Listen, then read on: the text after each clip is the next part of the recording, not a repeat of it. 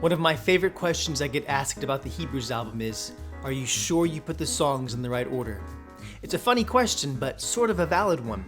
There are moments in the album where the tracks don't seem to line up with each other, like for example the song Peace on Earth, a Conversation. The piano part closes with an arpeggiated E minor chord, suggesting that we're headed next to the key of E minor. But the B natural from that chord pushes us unexpectedly to the key of C major with the next song, the ABCs of Theology. Then, 4 tracks later, that same arpeggiated E minor figure comes back at the beginning of Death and Melchizedek. The story's told. It seems then that the transitions did get misplaced. Or did they?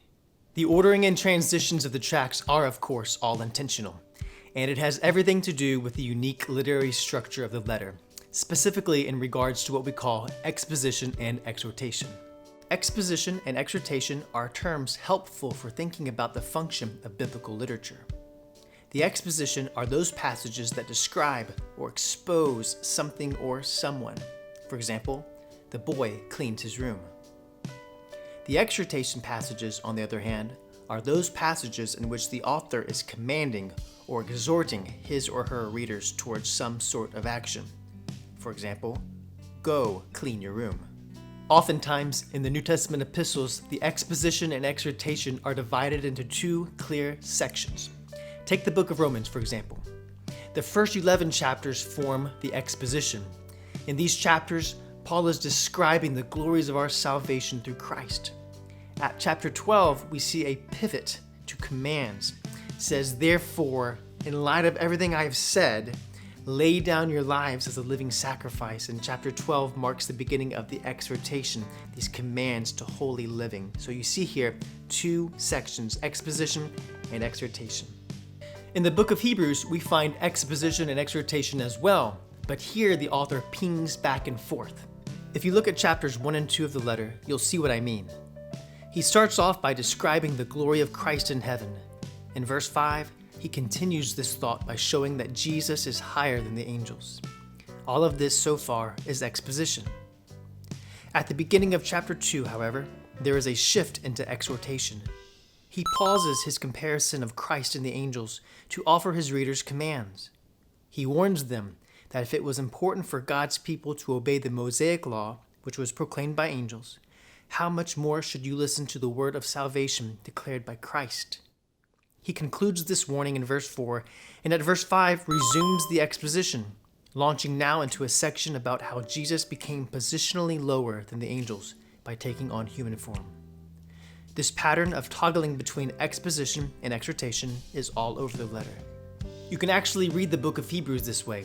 If you take out all the exhortation passages, what you are left with is one smooth, connected narrative featuring only the exposition. This is something I wanted to reflect in the music.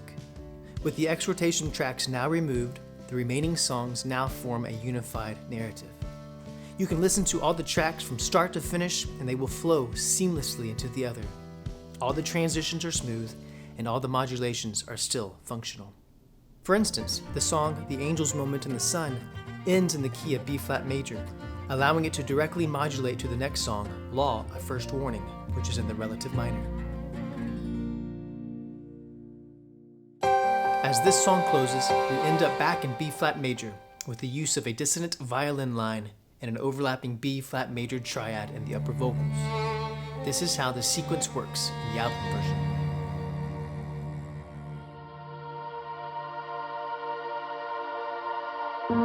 However, if you remove the exhortation track from the mix, you still have a smooth transition.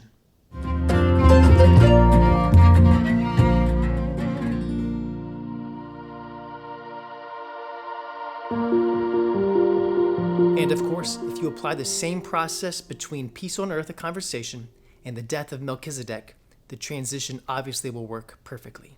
And now he is able to save us from death, for he is of the order of Melchizedek.